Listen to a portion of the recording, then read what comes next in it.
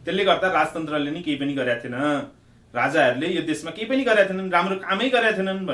तपाईले पृथ्वीनारायण शाहले हाम्रो देश चाहिँ एकीकरण गरे, त्यो त तपाईँ गरे नि त, देखिएको कुरा हो नि त हैन, देखिएको कुरा हो। यो के अरे पूर्व मेचीदेखि पश्चिम महाकालीसम्म यो राजतन्त्रको कुरा चाहिँ हामीले एक खालको हिसाबले त्यो विश्लेषण गर्नुपर्छ। किनभने जनताले त्यो राजतन्त्रको विषय उठाएका छैनन्, किनभने उनीहरूले राजतन्त्रलाई सेरिमोनियल रूपले यो जातीय हैन जातीय संघीयताको विरुद्ध लाग्ने, त्यो बेला हामी नै चाहिँ यो जातीय संघीयता हुँदैन, त्यो गर्दा अब चाहिँ यो जातीय संघीयता भन्दा पनि जातको लडाईँको मुद्दा त एक खालको यो देश चाहिँ भारतले चाहिँ थिचोमिचो गर्यो, त्यसको चाहिँ विरोध गर्नुपर्छ भन्यो भने यो चाहिँ राजतन्त्रवादीले भन्या हो, हामी चाहिँ गणतन्त्रवादी हो, अनि यिनीहरूले भनेको कुरो चाहिँ यो मान्नुहुन्न।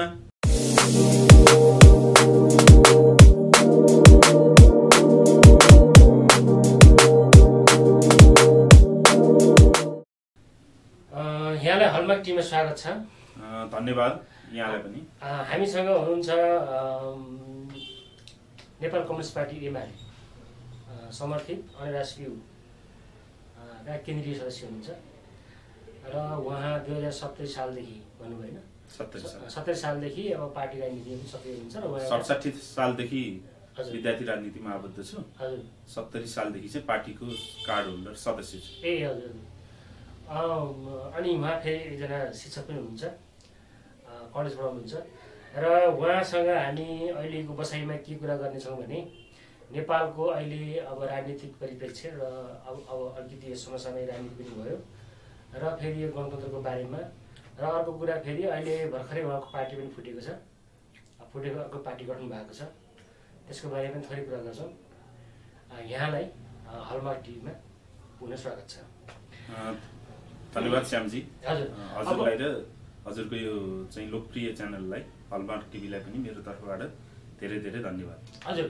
अनि अब मैले के प्रश्न गरेँ सर्वप्रथम भन्दाखेरि तपाईँ चाहिँ गणतन्त्रवादी हैन,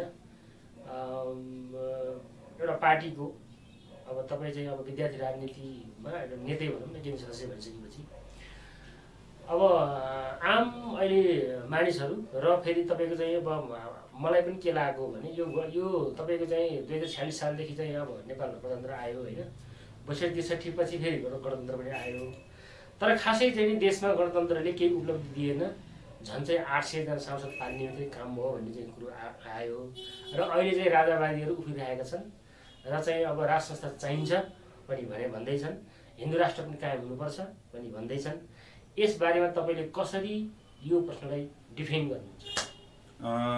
धन्यवाद। यो निकै नै तपाईँले चाहिँ जनता माझमा एकदमै यो लोकप्रिय रहेको, अथवा जनताले चाहिँ हरेक दिन हैन चिया पसलमा एउटा चाहिँ चोकमा चौतारामा उठिरहेको एउटा चाहिँ प्रश्न चाहिँ तपाईँले यो राख्ने मौका मलाई दिनुभएको छ। यसको बारेमा चाहिँ केही कुरा चाहिँ राख्ने एउटा मौका दिनुभएको छ, त्यसको लागि सर्वप्रथम तपाईँलाई र तपाईँको यो चाहिँ लोकप्रिय च्यानल हलमार्क टिभीलाई पनि तपाईँको सबै टिमलाई मेरो तर्फबाट धन्यवाद। अब यो गणतन्त्र, धर्मनिरपेक्षता अथवा संघीयताको कुरा गरिरहँदा तपाईँले हामीले के चाहिँ बिर्सिनुहुन्न भने यो गणतन्त्र, धर्मनिरपेक्षता र हामीले चाहिँ यो संघीयतालाई एकै ठाउँमा जोड्नुहुन्न, किनभने यसको चाहिँ सबैको चाहिँ एउटा खालको आफ्नो खालको महत्त्व छ। एउटा तपाईँले जुन 800 जनाको कुरा गर्नुभयो, 800 जना सांसदको कुरा गर्नुभयो, त्यो चाहिँ हाम्रो अलमोस्ट हामी अहिले 3 तहका सरकार चाहिँ हामीले गठन गरेका छौँ। हाम्रो संविधान चाहिँ जुन 2072 मा जारी भयो, त्यसको चाहिँ अनुसूची अथवा त्यो संविधानको चाहिँ धाराहरूमा के छ त भन्दा विभिन्न खालका भागहरूमा चाहिँ यो 3 खालका सरकारको चाहिँ यसले परिकल्पना गरेको छ। यसमा के छ भन्दा पहिलो स्थानीय सरकार छ। अहिले यो 3 खालका सरकारलाई चाहिँ एक खालको आफ्नो खालको संवैधानिक चाहिँ एक खालको अधिकार दिएको छ।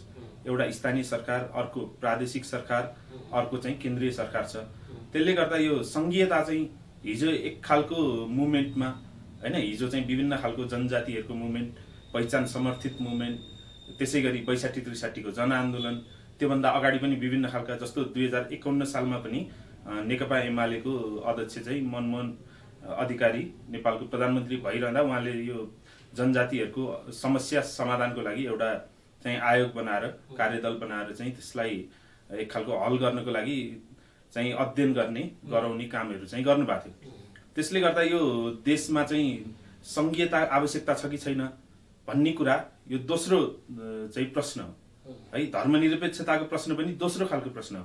तर हामीले गणतन्त्रको बारेमा चाहिँ यो कुरा गरिरहँदा यो के हुन्छ भन्दा गणतन्त्र नहुँदा हिजो राजतन्त्र जुन थियो, राजतन्त्र एउटा चाहिँ कुलीन तन्त्र अथवा चाहिँ एउटा वंशीय परम्परामा चाहिँ आधारित एउटा व्यवस्था हो। तपाईले राजतन्त्र हुँदै गर्दाखेरि के हुन्थ्यो त भन्दा एउटा राजाको छोरा राजा, राजाको फेरि जेठो छोरा राजा, फेरि जेठो छोरा राजा, जो जेठो हुन्छ, जो सबैभन्दा अगाडिको चाहिँ जन्मेको छोरा हुन्छ, जेठो भएन भने माइलो, त्यसरी चाहिँ राजतन्त्र अगाडि बढ्थ्यो। राजतन्त्रले विभिन्न खालको चाहिँ मानिसहरूलाई चाहिँ अथवा जनताहरूलाई चाहिँ एक खालको शोषण, दमन, उत्पीडन गरेको थियो हैन। त्यो समावेशिता हुँदैन थियो, त्यहाँ समावेशी आचरण थिएन। जस्तो तपाईले के हेर्न सक्नुहुन्छ भने जस्तो महेन्द्रको चाहिँ छोरा, पहिलो छोरा रविन्द्र शाह भन्ने थिए है। तर उनी गुरुङको कोखबाट एकजना जनजातिको कोखबाट जन्मिरहेको हुनाले, जन्म लिएको हुनाले उनलाई चाहिँ यो देशको राजा बन्न नदिएको पनि अवस्था हामीले त्यो हेर्नुपर्छ। होइन, त्यो भनेकै एक हिसाबले त्यो चाहिँ शोषणमा आधारित थियो कि यो चाहिँ यो सामन्ती होइन, सामन्ती परम्परामा चाहिँ आधारित रहेको यो राजतन्त्र चाहिँ एक खालको यो शोषणमा आधारित थियो। यसले जनतालाई सबै चाहिँ हाम्रो जनसङ्ख्यामा रहेका विविध खालका विविधताहरूलाई चाहिँ यसले समेट्न सकेको थिएन। त्यसले गर्दा उनलाई राजा बन्नबाट हटाइयो।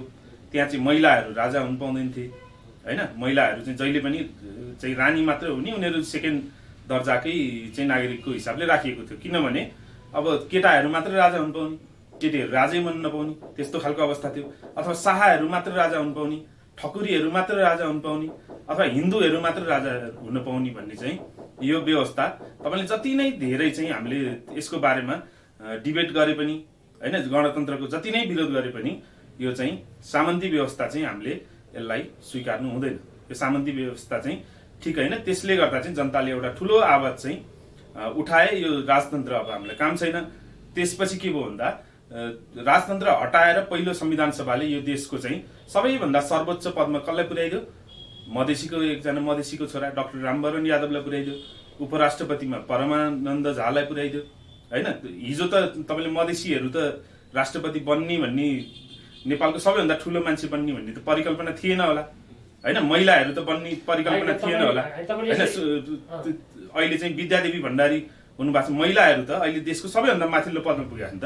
नन्दबहादुर गुरुङ के अरे पुन पुगेका छन् हैन। तपाईले यसो भनिरहँदाखेरि दादाको पालामा पनि तपाईको परशुराम चौधरी, तपाईको चाहिँ के अरे अब फतेह सिंह थारू, तपाईको यतापट्टिका चाहिँ लिम्बूतिरका चाहिँ के अरे उहरू, तपाईको चाहिँ यता मुस्लिमतिरका पनि त्यहाँ पनि समावेशिता थियो नि त फेरि हैन। समावेशिता थियो, तर समावेशिता हुँदा हुँदै पनि त्यो टिपेर ल्याइएका मान्छेहरू थिए हैन। जनताबाट अनुमोदित त थिएन।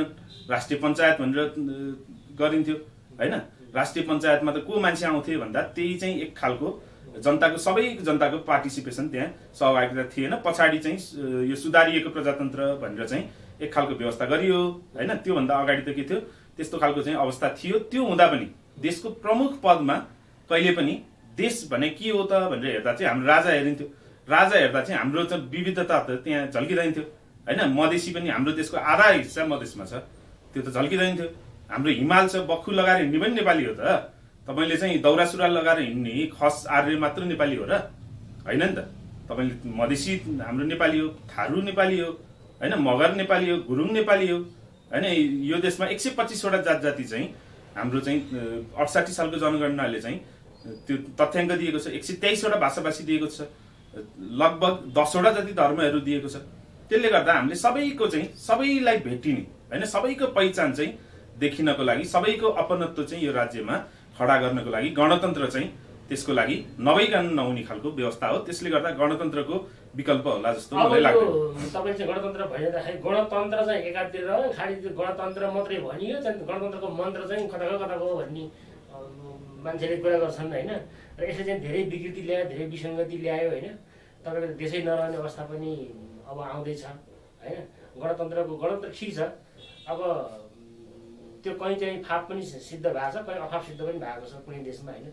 तर त्यसले चाहिँ जुन गणतन्त्रको मूल मर्म छ नि त्यो मर्मबाट टाढा भएर अहिले त आफै कमाऊ आफै खाऊ आफै चाहिँ गुन्डागर्दी गरौँ आफै ठेक्कापट्टा ल्याउँ आफै तपाईँको के अरे साधन स्रोतमा चाहिँ आफै कब्जा जमाउँ होइन आफ्नै पार्टीका झोले अनि चाहिँ तपाईँको चाहिँ के अरे भएन भने तपाईँ चाहिँ के अरे यो चाहिँ तपाईँको चाहिँ अब गुन्डागर्दीहरू चलिरहेको छ नि त्यसैले यो गणतन्त्रले एक पक्षलाई निषेध गरेर आफ्ना पार्टीका मात्रै चाहिँ झोले चाहिनेहरूलाई मात्रै चाहिँ के अरे यसले चाहिँ फलिफाप गरायो भन्छ नि त्यसमा तपाईँले जनताले त्यो तहबाट पनि कुराहरू उठिरहेछ त्यो तहबाट कुरा नउठ्या भनेर मैले भन्न सक्दिनँ होइन म पनि गाउँमा बस्छु गाउँमा चाहिँ हरेक चिया चौतारो त्यहाँ चाहिँ यो खालको एउटा प्रश्न चाहिँ उठिरहेछ होइन एक खालको बहस चाहिँ उठिरहेछ यसलाई सिधै नकार्न पनि सकिँदैन तर के हो भन्दा यो हामीले बुझाउनु पर्ने तथ्य हो नि त तपाईँले चाहिँ गणतन्त्रको विषयमा यो कुरा गरिरहँदा हिजो चाहिँ तपाईँले पञ्चायतमा मण्डलीय व्यवस्था थियो होइन त्यो मण्डलीहरूले कति चाहिँ जनतालाई दुःख दिएको थिए जनताले बोल्न पाउँदैन थियो बोल्ने अधिकार हुँदैन थियो सभा सम्मेलन गर्न पनि पाउने अधिकार हुँदैन थियो दल खोल्ने अधिकार हुँदैन थियो विचार राख्न पाउने अधिकार हुँदैन थियो तपाईँले बोल्यो भने गोली ठोकेर मारिन्थ्यो होइन 28 सालमा तपाईँको त्यसै गरी सुखानीका चाहिँ शहीदहरू बनाइयो त्यसै गरी विभिन्न खालका होइन चाहिँ घटनाहरू घटेका छन् विभिन्न खालका सङ्घर्षहरू भएका छन् त्यसले गर्दा के हुन्छ भन्दा हामीले गणतन्त्रलाई त्यसरी त्यो देखाइरहने भन्दा पनि हामीले यो व्यवस्थापनको पक्ष हो कि होइन गणतन्त्रलाई हामीले कसरी व्यवस्थापन गर्छौँ हामीले राजतन्त्र नै खोजिरहँदा पनि के सक्रिय राजतन्त्र खोज्या हो त हामीले चाहिँ राजाको चाहिँ सक्रिय शासन त खोजेका होइन होला हामीले त केही न केही रूपमा राजा आउँदै गर्दा जो राजतन्त्र पक्षधरहरू छ उनीहरूले पनि के भन्या होलान् भन्दा राजतन्त्र चाहिँ यो देशमा सेरेमोनियल खालको राजतन्त्र हुनुपर्छ भनेर भनेका होलान् उनीहरूले त सक्रिय राजतन्त्र जुन सिम्बोलिक खालको राजतन्त्रको ठाउँमा त अहिले हाम्रो राष्ट्रपति हेर्नुहोस् कति धेरै राम्रो छ एकजना जनजाति चाहिँ उपराष्ट्रपति छन् होइन एकजना चाहिँ महिला चाहिँ राष्ट्रपति छन् महिला 50% भन्दा बढी होइन आधा आकाश आधा धरती ढाकेका महिलाहरूको प्रतिनिधित्व भएको छ त्यसले गर्दा हेर्नुहोस् त यो गणतन्त्रलाई चाहिँ तपाईँले गणतन्त्रको विपक्षमा हामीले लिन सक्ने आवाज भन्दा गणतन्त्रको पक्षमा देखिन्छ तर के छ भन्दा यो गणतन्त्र फेरि 100% होइन यो एउटा व्यवस्था आउने बित्तिकै संसारको सबै चिज यसबाटै भइहाल्छ होइन सबै चिज चाहिँ गणतन्त्र नै हो गणतन्त्र आएपछि सबै व्यवस्थापनका पक्ष पनि गणतन्त्रले नै गर्छ भन्ने त हुँदैन त्यसको लागि हामीले के गर्नु पर्यो भन्दा त्यो शासकीय स्वरूप हाम्रो चाहिँ समाजमा एक खालको संस्कृतिको गणतान्त्रिक संस्कृतिको चाहिँ विकास गर्नु पर्यो होइन त्यो संस्कृतिको एउटा एक खालको विकास गर्न नसक्दा चाहिँ हाम्रो यो खालको अवस्था चाहिँ गणतन्त्रले के देखायो भन्दाखेरि तपाईँको अहिले स्थानीय तहमा चाहिँ नि सम्पूर्ण अहिले चाहिँ बेरोजगारीको चाहिँ कुरा आइरहेको छ कि तपाईँको 4 खर्ब जति त बेरोजगारी नै छ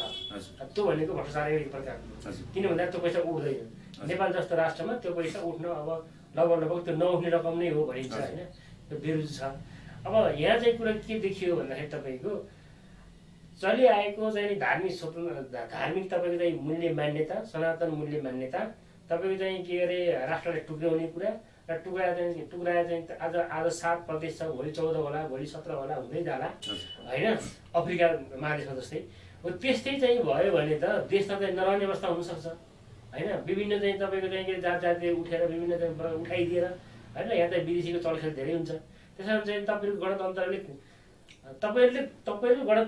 तपाईँलाई नै सिद्ध्याउने हो कि भन्ने चाहिँ प्रश्न आइरहेको छ कि त्यसले गर्दाखेरि गणतन्त्रले नेपालमा अभाव सिद्ध हो कि भन्ने चाहिँ मेरो प्रश्न हो कि तपाईँले राख्नुभएको प्रश्न चाहिँ त्यो कुनै दिन थियो है कुनै दिन चाहिँ यस्तो एउटा नेपालमा चाहिँ यस्तो अवस्था सिर्जना गरिएको थियो कि तपाईँको यो जातीय होइन जातीय संघीयताको विरुद्ध लाग्ने त्यो बेला हामी नै चाहिँ यो जातीय संघीयता हुँदैन भनेर हामी नै लागेको थियो होइन यो गर्दा चाहिँ एक खालको नेकपा एमालेबाट पनि एउटा चाहिँ 69 सालतिर 68-69 चाहिँ अशोक राईको एउटा समूह चाहिँ त्यो बेला संघीय समाजवादी चाहिँ पार्टी भनेर त्यो टुक्रेर गयो होइन कतिपय त्यहाँ चाहिँ नेकपा एमालेका विभिन्न जनवर्गीय संगठनका हाम्रै अन्य सुविका पनि कतिपय मानिसहरू थिए त्यसै गरी पार्टीका नि विभिन्न प्रभावशाली केन्द्रीय सदस्य राजेन्द्र श्रेष्ठ होइन त्यसै गरी चाहिँ अशोक राई नै उनी चाहिँ 8औं महाधिवेशनको पार्टीको चाहिँ सबैभन्दा बढी मत ल्याएर जित्ने सांसद थिए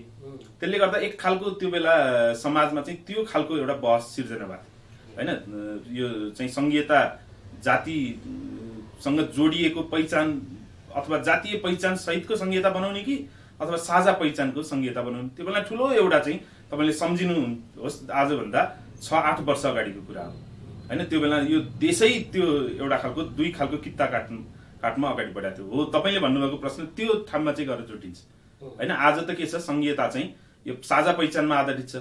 तपाईँले सुदूरपश्चिम प्रदेश बनाएको छ होइन, कर्णाली प्रदेश बनाएको छ, गण्डकी बनाएको छ, लुम्बिनी बनाएको छ, बागमती बनाएको छ होइन। 2 र 1 को नाम चाहिँ अझै राख्न बाँकी छ। त्यो गर्दा अब चाहिँ यो जातीय संघीयता भन्दा पनि जातको लडाईँको मुद्दा त एक खालको सिद्धियो होइन। हिजो मधेस आन्दोलनले उठाएका धेरै कुराहरू जायज थियो होला, तर तपाईँले एक मधेस एक प्रदेश, जातीय अग्राधिकार त्यस्ता मुद्दा त अब यो नेपालको चाहिँ डिस्कोर्सबाट धेरै अगाडि गयो होइन, धेरै पछाडि चाहिँ हामीले छोडिसक्यौँ। त्यो बेला के थियो, त्यो बेलाको तपाईँले अवस्था हेर्नुहुन्छ भने जस्तो नेकपा माओवादीले, त्यो बेलाको एकीकृत नेकपा माओवादीले चाहिँ यो नेपालको नाम नहुने, नाम हटाउन उसले प्रस्ताव लगेको थियो होइन। झन्डै चाहिँ एकमतले कि कतिले चाहिँ नेपालको नाम चाहिँ जोगियो, नेपालको झन्डा फेर्नलाई प्रस्ताव लगेको थियो।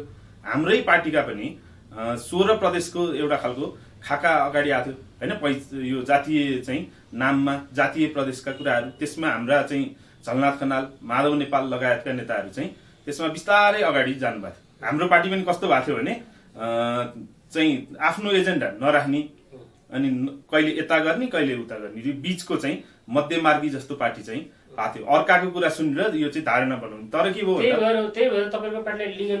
हजुर त्यो बेला चाहिँ एक खालको माधव नेपाल र झलनाथ खनालले पार्टी चलाउँदै गर्दा होइन, माधव नेपालले पार्टी चलाउँदै गर्दा यो पार्टीलाई भाइ काङ्ग्रेस भएको चाहिँ एउटा खालको आरोप लाग्यो होइन। त्यसै गरी चाहिँ झलनाथ खनालले चलाउँदै गर्दा एजेन्डा नभएको, अडान नभएको भन्ने खालको चाहिँ एउटा आरोप लाग्दै गयो। तर के भयो भन्दा 70 सालको चुनाव पछाडि जब नेकपा एमाले चाहिँ त्यो बेला एउटा खालको एकदम उभार लिएर होइन, माओवादीले चाहिँ त्यो बेला पहिलो पार्टी भएको थियो, झन्डै चाहिँ प्रत्यक्षमा चाहिँ 120 भन्दा बढी सिट चाहिँ जितेर उसले प्रत्यक्षमा त बहुमत नै ल्याएको थियो। तर के भयो भन्दा उसले आफूले म्यानेज गर्न सकेन, उसँग त्यस्तो खालको सांगठनिक क्षमता पनि थिएन होइन। उसले हतियारको बलमा चाहिँ केही चाहिँ धम्क्याएर, केही चाहिँ प्रलोभनमा पारेर, केही चाहिँ जनतालाई यो मिथ्या खालको चाहिँ एउटा सपना बाँडेर चाहिँ उसले त्यति जनमत लिएको थियो होइन। त्यो भएपछि दोस्रो संविधान सभामा चाहिँ माओवादी जम्मा 26 सिटमा आइपुग्यो, 26 सिटमा सीमित भयो। त्यसपछि एमाले र कङ्ग्रेस चाहिँ यो देशको ठुला पार्टी भयो। त्यो हुँदा पनि केही हाम्रै नेताहरू पनि त्यो बेला पनि 16 प्रदेश होइन, 11 प्रदेश यस्ता खालका चाहिँ एजेन्डामा रुमल्लिरहेको थियो। तर केपी ओली त्यसपछि के हुनुभयो भन्दा केपी ओलीले चाहिँ यो नेकपा एमालेको संसदीय दलको नेता जित्नुभयो पहिलोचोटि।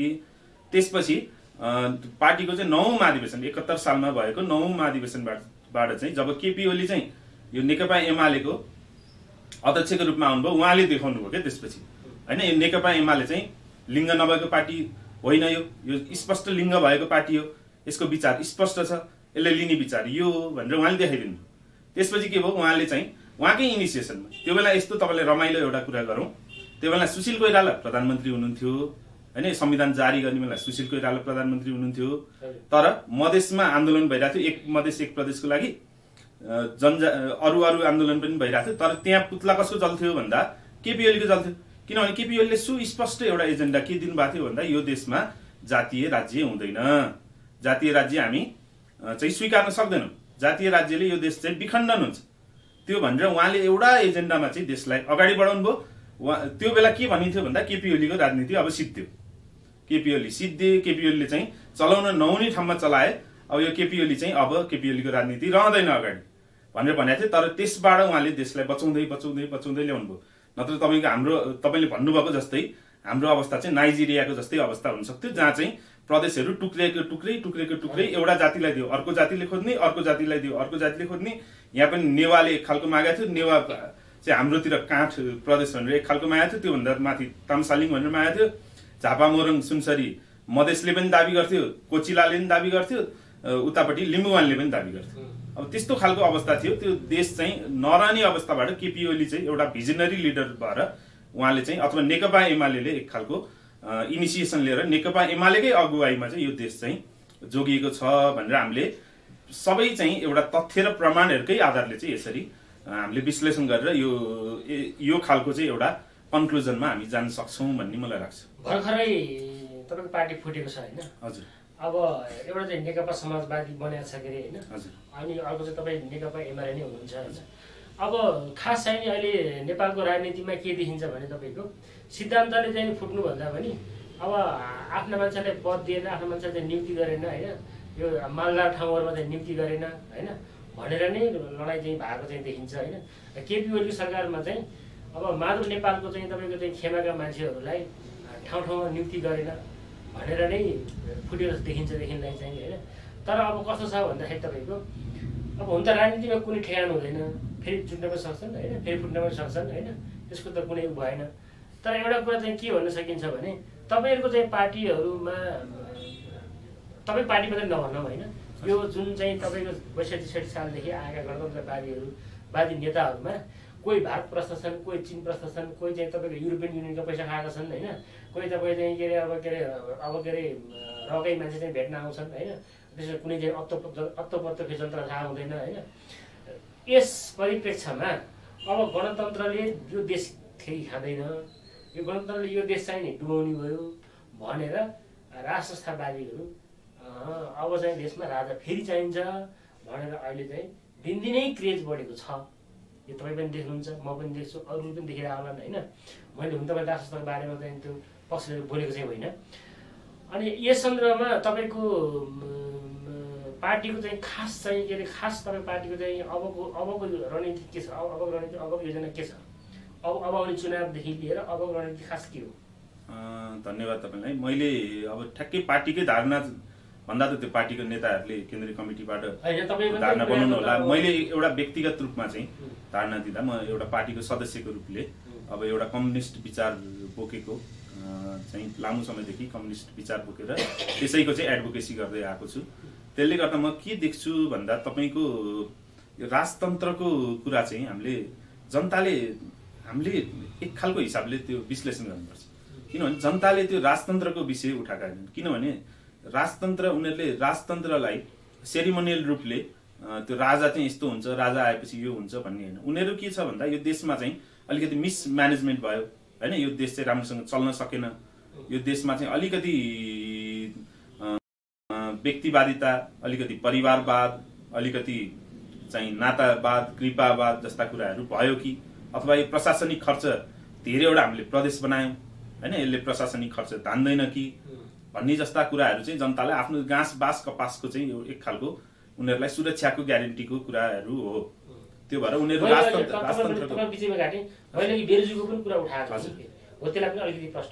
तपाईँले बेरुजुको प्रश्न के हो भने त्यो बेरुजु त रुजु हुने कुरा हो। हेर्नुहोस् होइन, तपाईँले रुजु गर्नुपर्ने कुराहरू हो।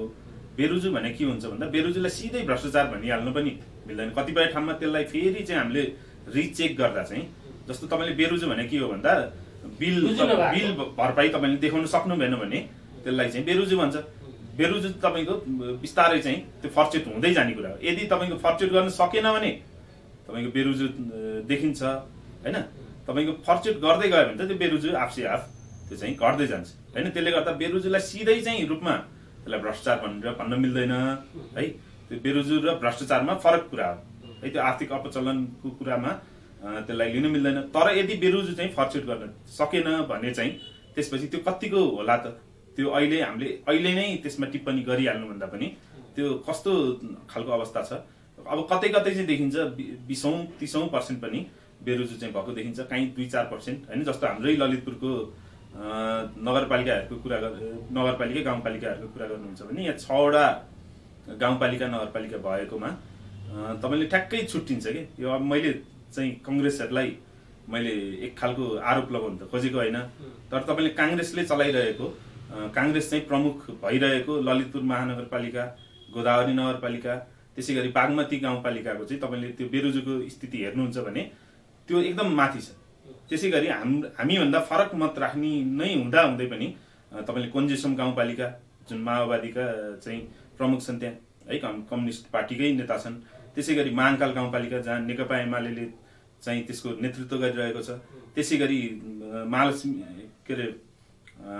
महालक्ष्मी नगरपालिका होइन, त्यो महालक्ष्मी नगरपालिका, यो 3टामा भन्दा कङ्ग्रेसले नेतृत्व गरिरहेकोमा अलिकति बेरुजु बढी देखिन्छ है। त्यो भनेको बेरुजु काहीँ न काहीँ चाहिँ अब त्यसलाई रुजु हुन्छ कि हुँदैन त्यो हामीले सिधै आरोप लगाइरहने भन्दा पनि त्यो भोलि रुजु भएर त्यो तपाईँहरू जस्तो मिडियाले चाहिँ त्यसलाई पहल कदमी लिइरहनुपर्छ होइन, त्यो हेरिरहनुपर्छ। तपाईँले चाहिँ एक खालको वाच डगको रूपमा चाहिँ एक खालको काम गर्नुपर्छ। त्यो भएर उनीहरूले चाहिँ त्यसलाई रुजु गर्न सकेनन् भने त्यसपछिको चाहिँ अवस्था होला।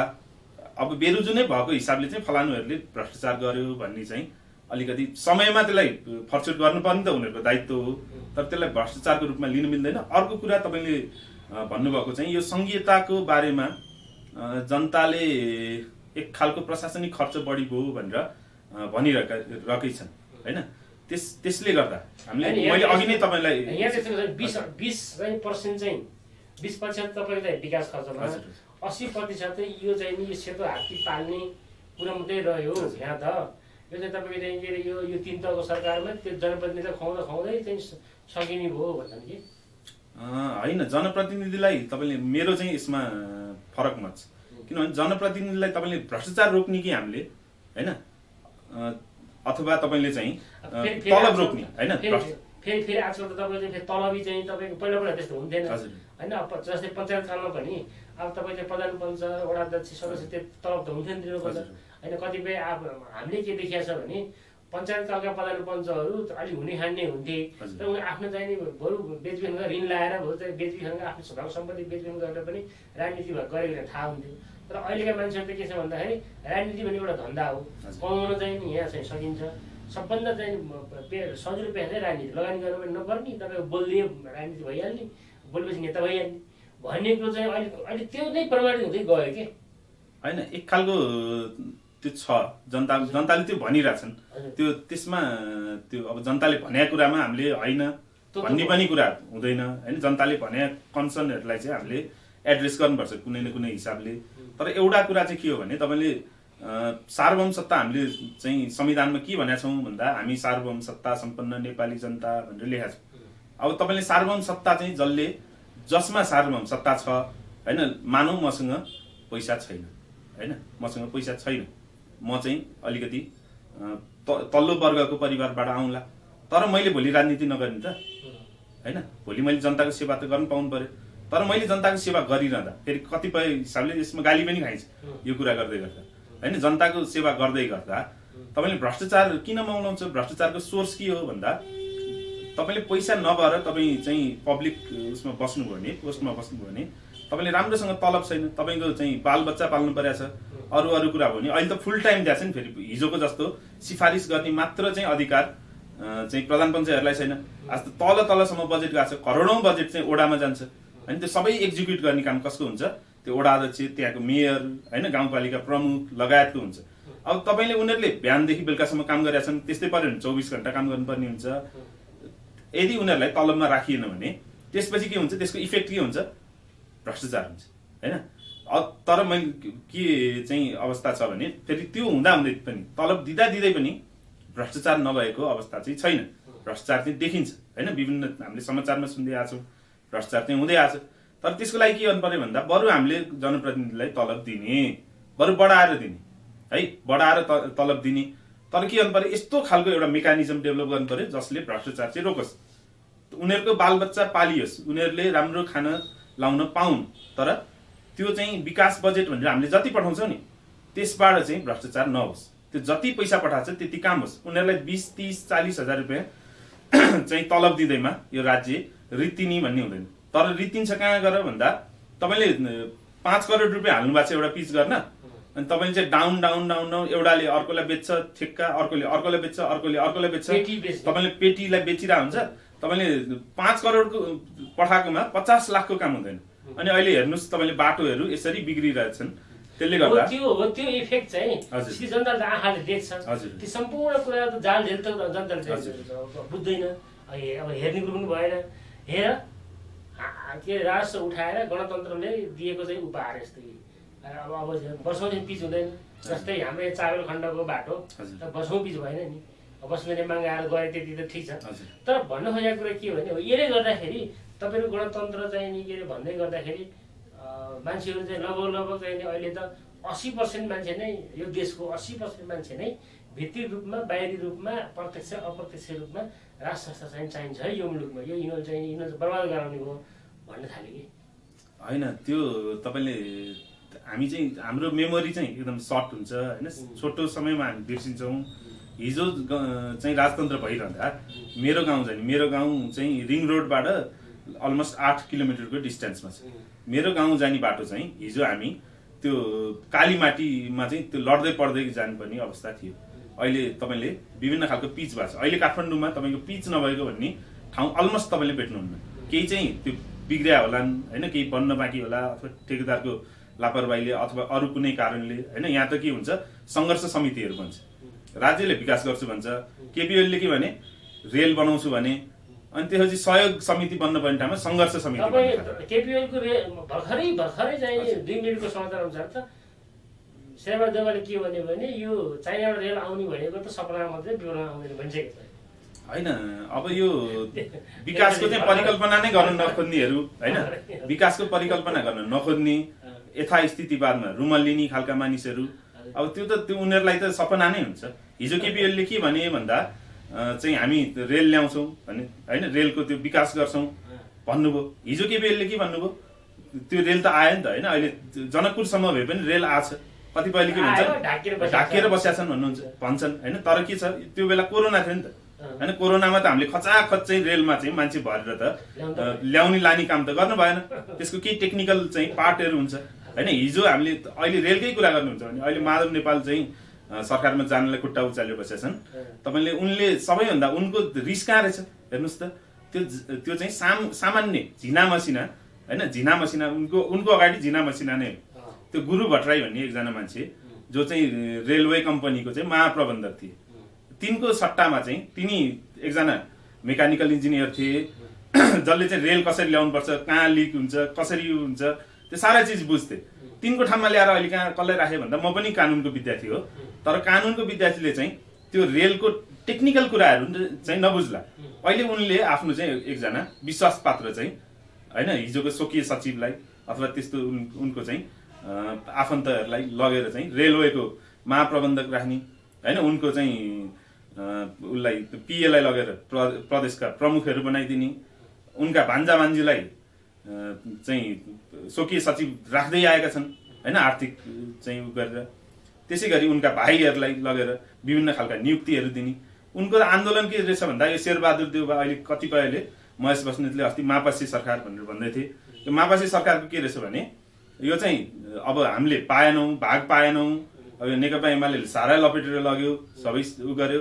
अब चाहिँ यो भागको लागि भए पनि हामी चाहिँ मिल्नुपर्छ र भाग लिनुपर्छ। अहिले हेर्नुहोस् त लुट होइन, 1 महिना के अलमोस्ट 2 महिना भइसक्यो सरकार बनाएको छ यो देशमा होइन। तपाईँको अफगानिस्तानमा मान्छे नेपालीहरू असुरक्षित छन्, यहाँ परराष्ट्र मन्त्री बनाइँदैन, यहाँ कोरोनाको यस्तो खालको अवस्था छ, यहाँ स्वास्थ्य मन्त्री चाहिँ राज्य मन्त्रीबाट चलाइएको छ, जसको चाहिँ 7-7वटा हस्पिटल छ भनेर भनिन्छ, जो चाहिँ शिक्षा क्षेत्रमा व्यापारीकरण गरेर हिँडिरहेका छन्, उनलाई चाहिँ स्वास्थ्य मन्त्री बनाइन्छ होइन। त्यो त हेर्नुहोस् त विरोधापूर्ण होइन। तपाईँले त्यो त अर्कोले नि भन्ला नि त होइन, अर्कोले नि भन्ला। तपाईँले कसरी त्यो सम्प्रति कसरी कमाउनु भयो होइन। तपाईँले चाहिँ अब हामीले के स्थापित गर्न, उनको सम्पत्तिमा मैले केही पनि बोलिनँ, उनले कसरी कमाए। तर हामीले के एउटा चाहिँ स्थापित गर्नुहुन्न मान्यता भन्दा हामीले जसरी पनि सम्पत्ति कमाउने, अनि त्यसपछि एउटा पदमा पुग्ने, अनि जसरी पनि कमाएको सम्पत्ति चाहिँ राज्यलाई आधा दिन्छु भनिदिने, आधा दिएपछि अनि यसलाई चाहिँ व्हाइट बनाउनु खोजे हो त हामीले। हजुर होइन, यही हो, यहीको चाहिँ यो संघीयता, धर्मनिरपेक्षता, यो गणतन्त्रले हजुर नेपाली नेताहरूलाई विशेष गरी जसरी पैसा कमाउनु पर्छ, जसरी नि चुनाव जित्नु पर्छ, जसरी नि चाहिँ आफ्नो लबीको मान्छे जाहेर खुवाउनु पर्छ, जसरी पनि चाहिँ नि के अरे यो देशबाट चाहिँ नि यो देशमा चाहिँ लुट मचाउनु पर्छ भन्ने चाहिँ नै गणतन्त्रवादीहरूको मूल मन्त्र भएर गयो भन्छन् कि होइन। यसलाई गणतन्त्रसँग के अरे धर्मनिरपेक्षतासँग अथवा संहितासँग जोड्न मिल्दैन। तपाईँले एक खालको अझ तपाईँले भन्नुहुन्छ भने यो त म 3टा कुराहरूमा यसको बिचमा केही खालको सामञ्जस्यता म देख्दिनँ होइन। यो 3टै चाहिँ तपाईँले जुन भनिरहनु भएको छ, यो 3टै मुद्दाहरूलाई चाहिँ फरक फरक हिसाबले हेर्नुपर्छ। तपाईँको गणतन्त्र भनेको त तपाईँ गणतन्त्र भन्दा हामी दायाँ बायाँ गर्नै सक्दैनौँ, किनभने त्यो राजतन्त्र भनेको कुलीन व्यवस्था हो, त्यहाँ चाहिँ धेरै जनताहरूको अधिकार रहँदैन, त्योबाट त हामीले सोच्नै सकिँदैन ब्याक हुने होइन। हामीले धर्मनिरपेक्षताको पनि हामीले के गरिरहेको छौँ भन्दा तपाईँले हामीले चाहिँ धर्मनिरपेक्षता भन्ने बित्तिकै हामीले चाहिँ पशुपति विकास कोष कसले चलाउँछ भन्दा राज्यले चलाउँछ हैन। तपाईले लुम्बिनी विकास कोष कसले चलाउँछ राज्यले चलाउँछ। हज कमिटी कसले बनाउँछ राज्यले बनाउँछ हैन। तपाईले राम मन्दिर कसले बनाउन पठायो केपी ओलीले, केपी ओलीलाई राम मन्दिरको पुजारी बनाउँछु भनेर भने, तर केपी ओलीले उत्खनन गर्नुपर्छ त्यहाँ यसरी चाहिँ विभिन्न खालका रामायण हामीले के बुझ्छौँ भन्दा एउटा मात्र वाल्मीकि रामायण हामीले टिममा हेरेका छौँ, हामी त्यो मात्र रामायण हेर्छौँ कि रामायण त विभिन्न खालका रामायण छ, त्यसले विभिन्न खालका कुराहरू गरिरहेको छ। केपी ओलीको यस्तै हरकतले गर्दाखेरि नै पश्चिमाहरू चाहिँ केपी ओलीलाई फाल्नपट्टि उद्योग गर्न लाग्यो भन्छ। त्यो हुन सक्छ। तपाईले चाहिँ विभिन्न खालको हिसाबले हाम्रो देशमा चाहिँ धार्मिक रूपमा अतिवाद मच्चाउने, हाम्रा चाहिँ पुरातन रूपमा चल्दै आएका हैन, त्यसलाई धर्मको रूपमा भन्दा नि जीवन दर्शनको रूपमा हेर्नुपर्छ कि तपाईले हिन्दू हैन, किराँती, बुद्धिस्ट हैन, यो खालको धर्म दर्शनहरू चाहिँ यो दर्शन हो कि धर्म भन्दा नि धर्म भनेको धारण गर्ने चिज हो हैन। तपाईले राइट काम गर्नुहुन्छ, तपाईले राम्रो काम गर्नुपर्छ भन्ने नै धर्मको आशय हो कि। मैले चाहिँ विभिन्न खालका धर्महरूको बारेमा चाहिँ अध्ययन गरी कुनै पनि धर्मले तपाईलाई गलत गर्नुपर्छ भनेर सिकाउँदैन, तर के छ मान्छेले गलत गरिरहेछ नि त, त्यो गर्ने त त्यो धर्मलाई व्याख्या गर्ने मान्छेले गरिरहेछन्। तपाईले हेर्नुहुन्छ भने राम राज्य र कार्ल मार्क्सले हामीले मान्दै आएका हैन विश्वका चाहिँ एकदम 1000 वर्षको चाहिँ ठुला दार्शनिक भनेर भनिएका कार्ल मार्क्स, यो कम्युनिस्ट आन्दोलनका चाहिँ प्रणेता, यिनले भनेका साम्यवाद र राम राज्य हैन त्यो चाहिँ भनेको एउटै अलमोस्ट एउटै कुरा हो के। उनले चाहिँ वर्किङ चाहिँ एउटा स्केच दिए हैन, यसरी यसरी गर्नुपर्छ भनेर मार्क्सले भने, तर रामले के भनेका छन् दुखी हुँदैन, गरिब हुँदैन हैन। त्यही त हो नि त, साम्यवादले के भन्छ राज्य हुँदैन हैन, त्यहाँ दमन हुँदैन, शोषण हुँदैन, व्यक्तिगत सम्पत्ति हुँदैन, मानिसहरूको चेतना यति विकास हुन्छ भनेर हैन। तपाईले एउटा कुरा के बुझ्नुपर्छ भने अहिलेको अवस्था हाम्रो पुँजीवाद हो है, हामीले त्यो चाहिँ बिर्सिनुहुन्न। हामीले फेरि नेपालमा यस्तो खालको पुँजीवादको अभ्यास गरिरहेका छौँ जुन अमेरिकाले पनि गरेका छैन होला हैन। हामी चाहिँ यो व्यक्तिगत सम्पत्तिमा तपाईले चाहिँ जमिन व्यक्तिगत सम्पत्ति, तपाईको नेपाल सरकारको सचिव हुन्छ, नेपालको प्रधानमन्त्री हुन्छ, नेपालका मन्त्रीहरू हुन्छन्, उनीहरू किसान हो त? उनीहरू किसान त होइन, तर उनीहरू के छ बिघाका बिघा जमिन राखिरहेका हुन्छन्, एकचोटि जान्छन् कृषि गर्छन् अथवा अर्कोलाई अध्यायमा दिइरहेका हुन्छन् हैन, अधियामा दिइरहेका हुन्छन्। त्यसरी चाहिँ त्यहाँबाट कुदखानी व्यवस्था अहिले पनि अलिअलि हामीसँग सामन्तवादका अवशेषहरू अहिले पनि बाँकी नै छ। त्यसले गर्दा हामी बिस्तारै पुँजीवादमा लम्किरहेछौँ। त्यसले गर्दा पुँजीवाद भनेको के हो भन्दा व्यक्तिगत सम्पत्ति हैन, तपाईको चाहिँ फ्री मार्केट कतिपय होला नहोला हैन, फ्री मार्केटका कुराहरू आउँछ। अब तपाईले चाहिँ भलिबल खेल्दै गर्दा अब तपाईले फुटबलको नियमले त चल्दैन। फुटबलमा तपाईको फ्रेमभित्र गोल हान्नुपर्छ, भलिबलमा तपाईको भोलि गरेर माथिबाट पठाउनुपर्छ बल हैन। तपाईले चाहिँ म भलिबल खेलेको छु तर नेटबाट भन्दा मुनिबाट हान्छु भनेर त पाइएन हैन। त्यसले गर्दा अहिले पुँजीवाद हो हैन। पुँजीवादमा तर मान्छेले सम्पत्ति कसरी कमाउँछ भन्ने चाहिँ कुरा हो है। तपाईले सम्पत्ति चाहिँ गलत तरिकाले सम्पत्ति कमाइरहनु भएको छ कि तपाईको त्यो सम्पत्तिको स्रोत छ कि छैन हैन। म यसो फेसबुकमा मेरै चाहिँ कतिपय चाहिँ फेसबुकमा छन् हैन, साथी भएका फेसबुक फ्रेन्ड्सहरू छन्, कतिपयको यसो हेर्छु भ्रष्टाचारका अभियन्ता भनेर उनीहरू हिँडिरहेका हुन्छन्, तर उनीहरूले हैन चिल्ला गाडी चढिरहन् हैन, ठुला महलमा बसिरहेछन्। हेर्ने भने विभिन्न ठाउँमा जग्गा जमिन छ, ब्याङ्क ब्यालेन्स छ, सुन्नु न ब्याङ्क ब्यालेन्स छ। उनीहरूको चाहिँ त्यो सम्पत्तिको स्रोत के हो भनेर भोलि खुला भनेर कसैले भन्यो भने, यहाँ चाहिँ शक्तिशाली सम्पत्ति शुद्धिकरण आयोग बन्यो भने उनीहरूले त्यो सम्पत्तिको स्रोत देखाउन सक्दैन।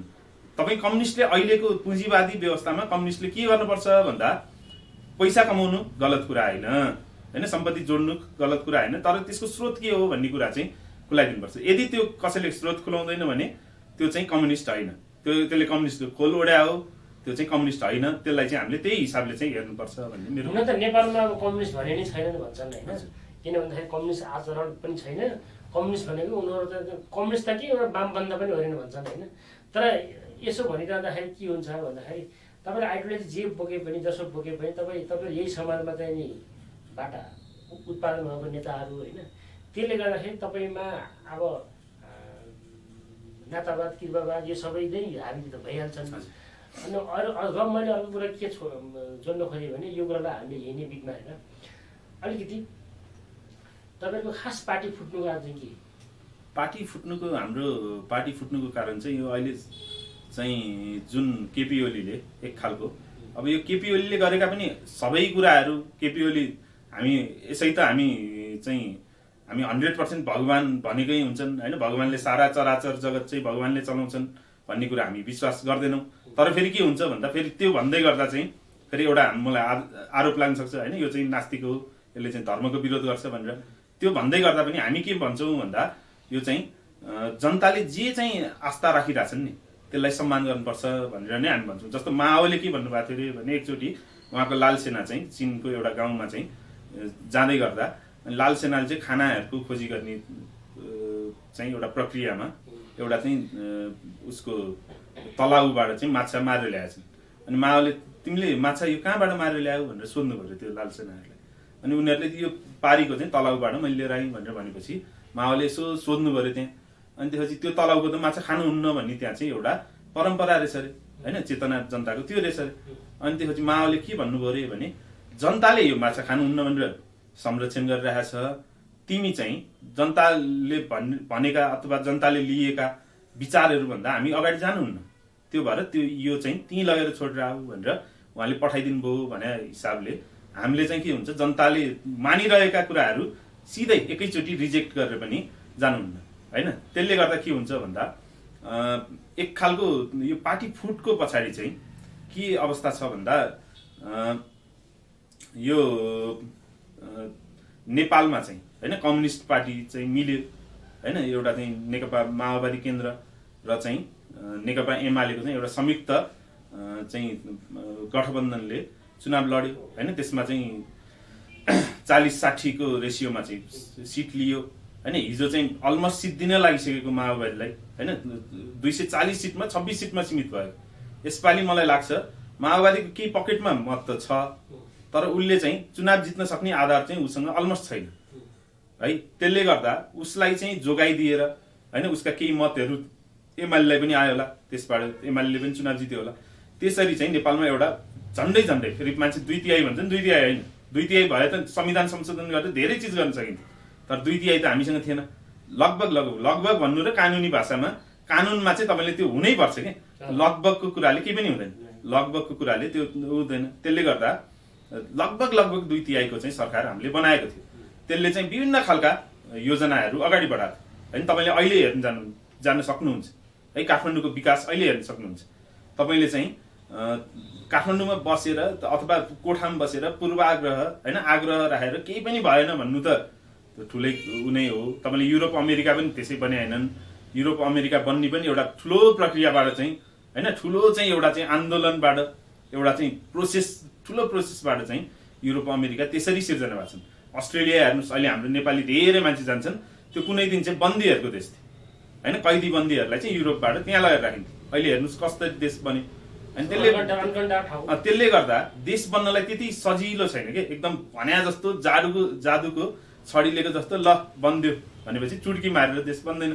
त्यसले गर्दा यसरी चाहिँ एउटा समृद्धिको अभियानमा अगाडि बढिरहेको थियो होइन। त्यसले गर्दा केपी ओलीले हिजो चाहिँ हामीलाई नाकाबन्दी लगाएको थियो, भारतले चीनबाट चाहिँ पारवान सन्धि गर्नुभयो होइन। त्यहाँबाट चाहिँ हामीलाई अब समुद्रसँगसम्म चाहिँ हामी अनवरत रूपमा जानु पाउने होइन, बिना रोकटोक जानु पाउने त्यस्तो खालको अवस्था भयो। चीनबाट रेल आउने भयो होइन, विभिन्न खालका आयोजनाहरू ठुल्ठुला बन्ने भयो, ठुल्ठुला बाटाघाटा होइन, सुरुङ मार्गमा हामी सुरुङको चाहिँ अब युगमा हामी प्रवेश गरियो होइन। सुरुङ त बनिरहेछ नि त, बनिया चिजलाई त नकार्न सकिँदैन नि। गाउँमा विकास भइरहेछ होइन, त्यसलाई त नकार्न त सकिँदैन नि। वृद्धको हातमा 4-4 हजार रुपियाँ पुगेको छ। यो सरकारले 5,000 को गरेको थियो, यो 2 वर्ष चलाउनु पायो 5,000 भन्दा माथि पैसा चाहिँ वृद्धको हातमा पुर्याउँथ्यो होइन। केपी ओलीलाई त उडायो नि त यो चाहिँ दिएन भनेर, तर 4,000 त पुग्यो। वृद्धले त भन्छन् नि त 4,000 पुगेको थियो भनेर। गाउँमा बन्या बाटो त यो होइन भनेर मेट्न त मिल्दैन इरेजरले होइन। रेल आएको चिज त रेललाई त हटाउनु त मिल्दैन होइन। रानी पोखरी बनाएको छ, धर्रा बनाएको छ, अथवा यो धर्रा र रानी पोखरी पनि हाम्रा साथीहरू पनि कहिलेकाहीँ यो बढी चाहिँ उसमा आएर रानी पोखरी धर्रा भनेर आउँछ। त्यो एउटा सिम्बोलिक कुरा हो। तर के छ भन्दा पुनर्निर्माणको होइन, रानी पोखरी धर्रा भने त सिम्बोलिक कुरा हो। पुनर्निर्माणको गति हेर्नुहोस्, त्योभन्दा केपी ओली आउनुभन्दा अगाडिको गति हेर्नुहोस्, केपी ओली आइसकेपछिको गति हेर्नुहोस् होइन। त्यो एकदम ठुलो चाहिँ वेगवान गतिमा चाहिँ पुनर्निर्माणहरू भयो होइन। तपाईँले के अरे फुसको छाना होइन, त्यो चाहिँ हरेक उसमा शीत चुइन्थ्यो, पानी चुइन्थ्यो, त्यसलाई जस्ता पाताले चाहिँ रिप्लेस गर्ने काम चाहिँ केपी ओलीले गरे हैन। तराईमा बाढी के अरे हावाहुरी पीडित अरूलाई चाहिँ घरहरू बनाइदिए, गरिबहरूलाई घरहरू बनाइदिए। त्यसले गर्दा चाहिँ यो केपी ओलीले गरिरहेका विकास निर्माणका यो चाहिँ पपुलर कामहरू चाहिँ देख्न नसकेर यो चाहिँ देशी विदेशी तत्त्वहरूको एउटा चाहिँ ग्रान्ड डिजाइनमा हैन यो हाम्रो देशको चाहिँ फेरि एक खालको धार्मिक चाहिँ सहिष्णुतालाई पनि गर्ने यो एक खालका होली वाइन हैन सँग सम्बन्धित चाहिँ संस्थाका कार्यक्रममा अहिले पनि तपाईले रेकर्ड हेर्न सक्नुहुन्छ। माधव नेपाल कतिवटा कार्यक्रममा त्यस्ता कार्यक्रममा गएका छन् हैन। उनले चाहिँ साना साना त्यो पूर्व प्रधानमन्त्री जानै नमिल्ने खालका कार्यक्रमहरूमा पनि गएर यो देशको चाहिँ शिर चाहिँ तल पार्ने कामहरू गरेका छन्। त्यसले गर्दा त्यस्ता खालका उसबाट फन्डेड भएर यो मापासी सरकारले चाहिँ मापासी गठबन्धनले चाहिँ यो कम्फर्टेबल गठबन्धनले चाहिँ यो खालको अवस्था निम्त्याएको। तपाईँले यसो भनिरहँदाखेरि जम्मै कुरा यो बेलबेस्ता लगाउँदै गर्दाखेरि चाहिँ अब केपी ओलीले चाहिँ ट्विन विस्थापित गर्छु भनेर भन्नुभएको थियो होइन।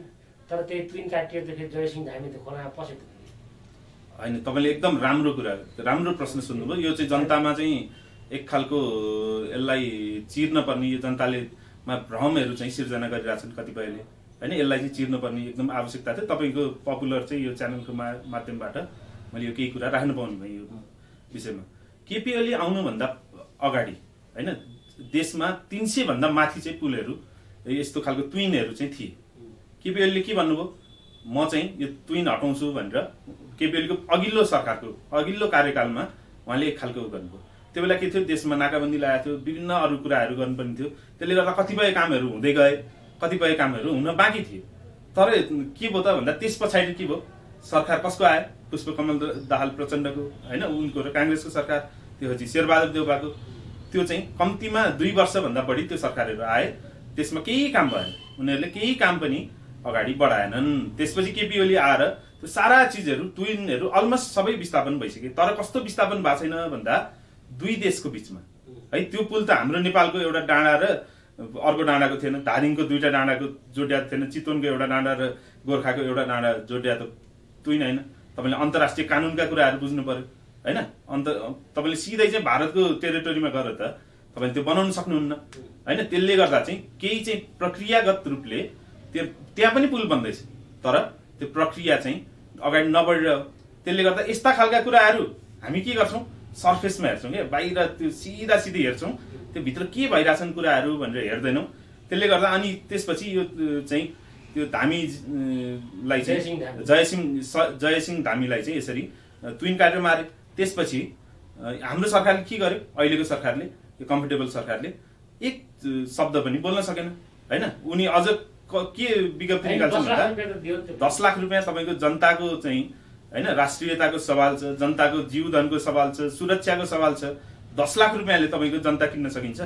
त्यसो त भोलि भारतले मान्छे मार्दै जान्छ हैन, थिचोमिचो गर्दै जान्छ, नेपालको भूमि कब्जा गर्दै जान्छ, अनि 10-10 लाख रुपियाँ दिने, अनि त्यसपछि सबै चाहिँ यो गरेर त्यसो त भारतले सबै 10 देला त के अरे 3 करोड नेपालीलाई चाहिँ दिनको लागि 10 लाख रुपियाँ देला। त्यसपछि हाम्रो सबै जनता चाहिँ भारतलाई गर्ने त? त्यसो त शेरबहादुर देउवालाई नि 10 लाख रुपियाँ देला त भारतले, प्रचण्डलाई देला, माधव नेपाललाई देला हैन। अनि त्यसपछि के सबै चाहिँ ट्विन नै काट्दै चाहिँ लडाउँदै खोलामा फाल्दै गर्ने त कुरा आउँदैन। यो त राष्ट्रियतासँग सम्बन्धित विषय हो। राज्यले यसमा भारतसँग सुस्पष्ट रूपले कुरा गर्नुपर्छ, आँखा जुदाएर कुरा गर्नुपर्छ। किनभने सार्वभौम सत्ता चाहिँ सानो र ठुलो हुँदैन। केपी ओलीले के भने, तिमी चाहिँ सत्यमेव जयते हो कि सिंहमेव जयते हो। यही भनेर त झन् चाहिँ इन्डिया चिडिएर चाहिँ तपाईको चाहिँ हो। कतिपय सन्दर्भमा केपी ओलीले यसरी इन्डियालाई चाहिँ उसले चाहिँ जुन हाम्रो चाहिँ इन्डियासँग एक खालको भारतसँग चाहिँ भारत र इन्डियामा पनि केही फरक छ भनेर भन्छन् हैन। भारत भने हिजोको हाम्रो मित्र हो, इन्डिया भने चाहिँ के हो भन्दा त्यो ब्रिटिसको एउटा खालको मानसिकताको कुरा हो, लिगेसीको कुरा हैन।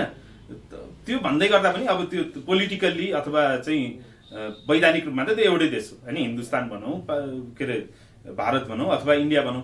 त्यसले गर्दा उनीहरूको एउटा मेन्टालिटी के छ भन्दा चाहिँ हामी रोटी बेटीको सम्बन्ध त थियो हाम्रो हैन। त्यसले गर्दा उनीहरूलाई चिडाउने कुरा त आएन। तर के हो भन्दा उनीहरूले चाहिँ हाम्रो भूमि कब्जा गरिरहने हैन, हामीलाई दुःख दिइरहने हैन। अनि त्यसपछि अनि केपी ओली चाहिँ चुप्पो लाएर बस्दिनु पर्ने हैन। यो देशको सरकार चाहिँ चुप्पो लाएर हिजोको सरकारहरू, हिजोको शासकहरू, अघि तपाईँले मलाई चाहिँ गणतन्त्रको कुरा गर्नुभएको थियो, हिजो त्यो भूमि कब्जा कसको पालन भयो? हिजो चाहिँ लिम्पियाधुरा, लिपु लेक, कालापानीको कसको पालना भयो भन्दा त्यही राजतन्त्रको पालना भयो नि त। हिजो त केही समय अगाडिसम्म त हामीले नक्सा निकाल्दै थियौँ, कतिपय कोइनेजेसहरू पनि भेट्या छ हैन, सिक्का भेट्या छ। त्यो अब त्यो नक्सा त निकालियो हैन, तर चाहिँ विद्यार्थीले पढ्ने पुस्तक त फेरि मागा नक्सा नछाप्नु भनेर केपीओले नै फेरि निर्देशन दियो अरे नि त हैन। त्यो त भर्खरै तपाईँको गिरिराजमणि पोखरेल जुन चाहिँ विराटको लागि नि, अनि उनले चाहिँ तपाईँको उनी महत्तरीको ए ठिक छ, उनले चाहिँ तपाईँको चाहिँ के अरे अहिले केपीओले त रोकेको हो भन्दैछन् कि अहिले फेरि हैन। त्यो चाहिँ उनले अध्ययन गरेनन् कि शिक्षा मन्त्री उनी नै थिए हैन। त्यो बेला उनले जुन बेला त्यो भन्दै थिए नि, त्यो बेला चाहिँ म आफै त्यो केही समयलाई के भयो भन्दा तपाईँले हच्चाभरमा त नक्सा निकाल्न सक्नुहुन्न नि। तपाईँले घरको के अरे तपाईँको जग्गाको 4 किल्ला निकाल्नु पर्यो भने त्यहाँ लगेर चाहिँ विज्ञ लगेर, मैले त निकाल्न सक्दिनँ, त्यहाँ तपाईँको विज्ञ लगेर, नापी सम्बन्धी विज्ञ लगेर त्यसलाई नापी गरेर त्यसको क्षेत्रफल कति छ भनेर किताकाट गर्नुपर्छ नापी कार्यालयमा आएर, त्यसपछि मालपोतमा आएर त्यो चाहिँ रेकर्ड खडा गर्नुपर्छ हैन। त्यसै गरी तपाईँले अनि त्यो हच्चाभरमा त हुँदैन थियो होला नि त, त्यसलाई त त्यसको कति एरिया छ, के छ, त्यसको नापो हैन, त्यो सबै त निकाल्नु पर्थ्यो होला नि। त्यसको लागि टाइम लाग्यो होला। तर म आफै सरकारी किताब मैले आफूले हेरेको छु, म कलेजमा पढाउँछु पनि +2 मा, त्यसको त्यो किताबको पछाडिपट्टि त्यो नक्सा अगाडि र पछाडि नक्सा हालेको छ हैन। त्यो चाहिँ मैले पढाउँदा मैले यसो हेरेँ, केपीओलीले चाहिँ नक्सा निकाले छैन, निकाल्न नदिन भनेर भनेको छ, तर किताबमा नक्सा आइरहेछ। किताबमा नक्सा तपाईँले हेर्न सक्नुहुन्छ, रेकर्ड हेर्न सक्नुहुन्छ तपाईँले हैन। योभन्दा अघिल्लो वर्षको किताबमा तपाईँले नक्सा छ कि छैन भनेर त तपाईँले त्यो अघिल्लो वर्षको किताब हेर्न सक्नुहुन्छ। तपाईँको उसको के अरे मसँगै यहाँ किताबको चाहिँ नमुना मसँग प्रमाणको रूपमा नै रहेको छ। त्यसले गर्दा यो चाहिँ स्याल हुइया हैन, केपीओलीले चाहिँ बदनाम गराउने अथवा नेकपा एमालेलाई बदनाम गराउने।